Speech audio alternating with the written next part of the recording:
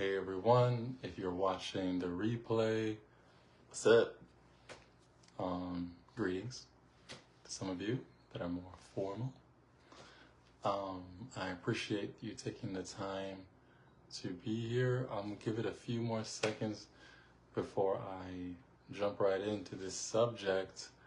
I am grateful for the opportunity to come back on here. I don't take it for granted, and I think it is absolutely necessary to consistently lead with appreciation. People don't have to spend time to listen to you. They don't have to spend time giving you feedback. You put things out. I think if I did not make music or do things creatively, I don't think I would be on social media. I don't think I would have a reason personally, but I feel I get up with purpose, and it's one of the things that drive me to do these things. So I just want to say I appreciate you that share my songs and are excited about this new single. Are you excited about it? I'm really, really excited about it because it's currently still in the works, of course, but I wanted to kind of take you along with me. I've worked really, really hard on my previous songs, from the single Free that I put out last year to the single Promises. Promise you won't ever leave. Promises you always keep to me. Yeah. I wonder how many of you can sing that, huh? But I appreciate your support from all that to the album. I had a duet on the album. I had awesome collaborations on there. I had, of course, put out the song "Praises Go Up." Praises goes up, and it was received so strong, and it was received so well. So I was shocked by that, to be honest, because people don't often know about me that I come from a very cultural background. And so I really, really love music from all sorts of cultures, which is kind of what I wanted to talk about on this particular video. I wanted to raise awareness on, how we view music. And I'll be very specific because the reason why I talk so much about music, and it's kind of like all I really share, is because I was taught since I was young to stay in my lane. So it's not difficult for me to do that, and I don't think it'll hurt anything to just stick to the things, as it pertains to social media. Stick to the things I'm fairly good at, and it's safe, for the most part. I'm not gonna get caught up in drama for the most part if I kind of just stay in my lane, versus trying to get on here and preach or something, or just start making mistakes and going into different areas where it's like, okay, now you're going off too far now. So I think it's kind of safer for me, and I enjoy, making use of the time that I do spend on social media, sharing things that I'm passionate about. And so, I want to make sure you just understand, I'm not going to drag this on or nothing like that. But when it comes to music, especially when it comes to holy music and music that's modest, I believe in that. I'm not a fan of Christian music and gospel music that tries to blend so much, with the world. And I'm not a fan of that.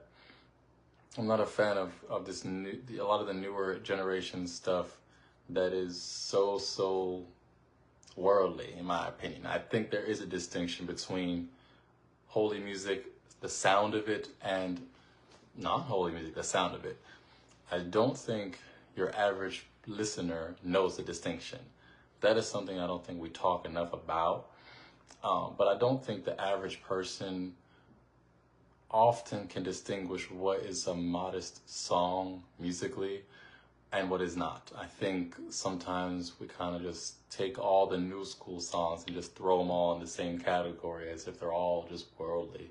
And the only kind of catalog of music that is dubbed holy, I I guess, is the old stuff, which is not really necessarily true, because a lot of the older songs, we have to like scrub them because lyrically they didn't make any sense.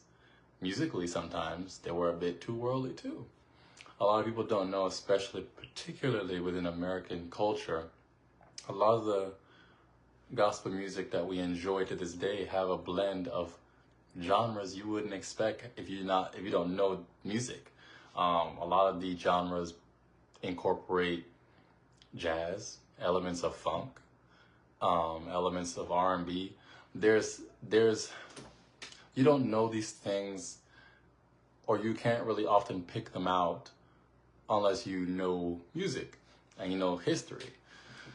But at the same time, and a lot of those industries as well have branched off from gospel music and church music, you know what I'm saying, in America anyway. So I'm saying all that to kind of just say that it is important to educate yourself on what is modest sound and what is very secular. There is a distinction. You know, it's not easy for some people to distinguish that, but I think it's necessary. I don't know why we often make things harder for ourselves than we need to, but that's a different story for another day, and I'm not going to try to tackle that. For me, for example, I'll just share a little testimony if I can. When it came to my music, I did not want to collaborate with someone that would deduce my music to old school Black American gospel music sound. I didn't want it to be dumbed down. Not to say that that's not a good thing, but I didn't want every song to sound the same and sound predictable, because, you know, the demographic of people that may enjoy Christian music are used to such things as Mississippi Mass Choir, Douglas Miller, James Cleveland. Like, it's, for me personally, you know, you can like that and other things, right? I grew up in a cultural home, so I can appreciate Work It Out, Shout Track, but I can also appreciate, you know, the Grace Thrillers, you know, and different things. I can appreciate songs from different cultures and different sounds, and even also different subgenres within Christian music, you know. So I just think it's important to be aware of your musical perspective, because there's a difference between what you like to listen to and what is broadly also modest and also holy music, right? It doesn't have to be what you hear all the time. That doesn't mean that is the standard. You get what I'm saying? This is kind of a hard pill to swallow, and it's hard to communicate a little bit. But it's a very important thing, because if you don't have a broad understanding or openness to understand how music is just vastly different depending upon culture, especially, then your understanding of what is modest and what is holy music becomes very narrow, and it can be dangerous, because now you can miscategorize certain subgenres of music as not good music or unholy music, and that's not necessarily the case. So I hope you're able to make sense out of anything I just said, because again, I think it's important that we don't narrow our musical vision, that you know, because again, I did not want every song on my album to sound like, I didn't want every song that I do to sound so predictable, and like, you know, I mean, I just didn't want to do that. I didn't want every song, for the lack of better words, to sound like a congregational song. I love a congregational song, but there's more to me as a creative person than just that. And I think that if I had collaborated with someone that only defined spiritual music by congregational music, then I would have limited my artistic vision. You know, it would have really stunted me and it would have frustrated me.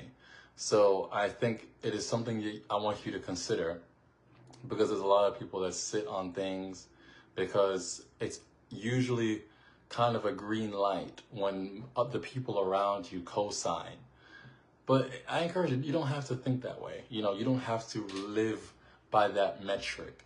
You know, the people around you, say they only want to listen to songs like Mahalia Jackson music and Douglas Miller, and, you know, if that's all the people around you like, that's okay. But also, you may like some of the Kate Love stuff, some of the, you know, the Don Moens, some of the Chris Tomlins, some of the, you know, some of the new school stuff, the Maverick City stuff, you know. I think, you know, at a certain point, you know, the standard that we all share for the most part, right, is making sure lyrically our songs are scripturally sound. That is something that is a non-negotiable. But beyond that, there lies creativity and universal sound. And I think it is mighty narrow-minded to shrink your definition of modesty and holy music to what you like. Because the reality is the planet is larger than your city. The planet is larger than the South, right? A lot of people that grew up listening to the If It Had Not Beens, and sometimes some people are raised in such a bubble that they don't think anything else outside of that is good. They kind of just write everybody else off, like, oh, there ain't no singer better than this person. No, but I just don't buy that. You know, a lot of people know that I just love specific kinds of singers, and I like specific kinds of things, sure, because I'm just like everybody else. I have my own personal taste, but there's a difference. I mean, I can distinguish the difference between, you know, some good talent and what I prefer to hear, right? There's a distinction between the two. I'm not going to dub something incorrectly based upon my own bias. So I think it's a conversation that's strange that we don't have, but I think it's important to have. And I'm, you know, try to be very tasteful with these things because, you know, it's easier to try to pick apart a flaw from what someone is doing and saying than to actually listen to what they're saying. But I wanted to bring this conversation. I have this conversation, or I try to have this conversation with people in real life often, and try to get through to them. Sometimes people agree with me, sometimes they don't. It's fine. I'm just trying to raise awareness that the world is bigger than what you're familiar with. There's a difference between what's right and what's acceptable versus what you're familiar with. There's a big difference between the two, right? So you can be familiar with something that there's nothing wrong with, but that doesn't mean that things that you're not familiar with or can't resonate with cannot also be right. You know what I'm saying?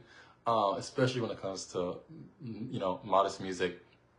Don't expect, I mean, if I go to, you know, Johannesburg, if I go to Lebanon, if I go to India, if I go to Japan, if I go to Greece, if I go wherever I go, if I go to Jamaica, I don't want to hear the same kind of sound that I hear in America. Because it's like there's culture for a reason, right? And there won't be, likely, unless they're trying to be assimilate and America-esque. Other than that, I don't want to.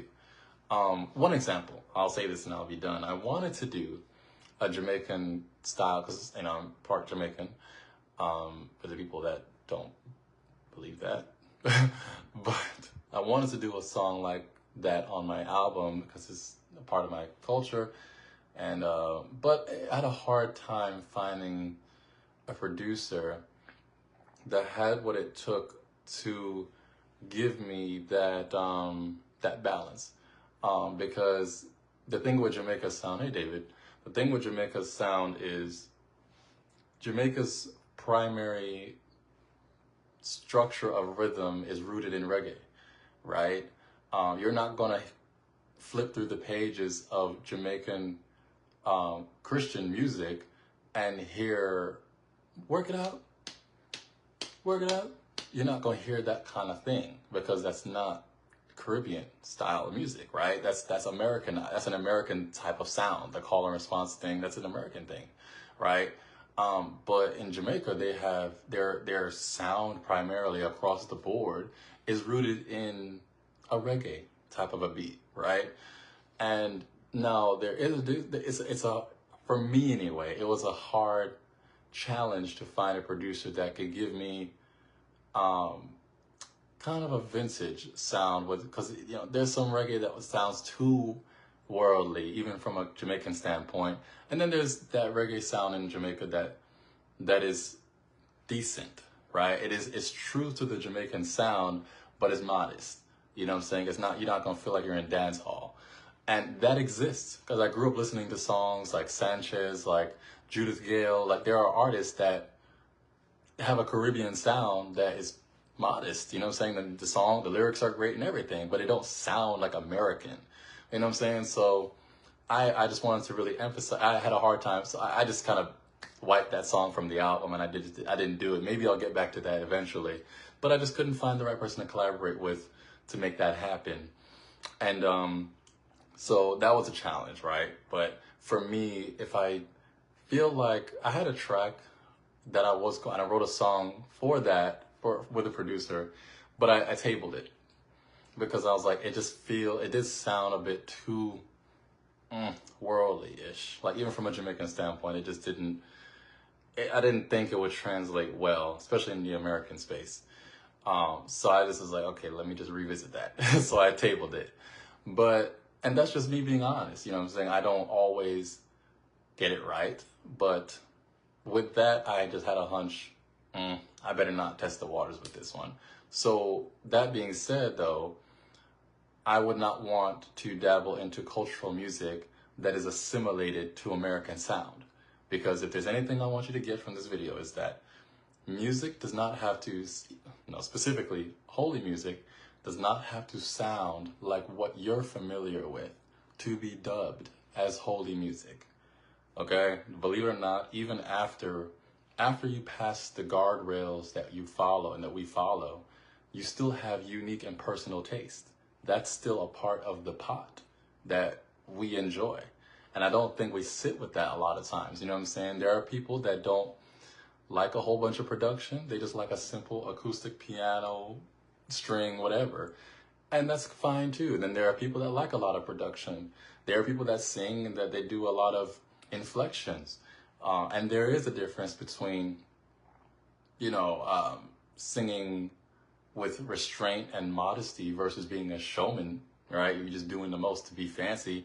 But there's also a line, right? So because a person does inflections and riffs and they do things creatively with their voice or their instrument, that doesn't necessarily mean that they're doing too much, right? So it's like you really know when you know, but you can be misinformed based upon your assumptions, based upon what you're familiar with.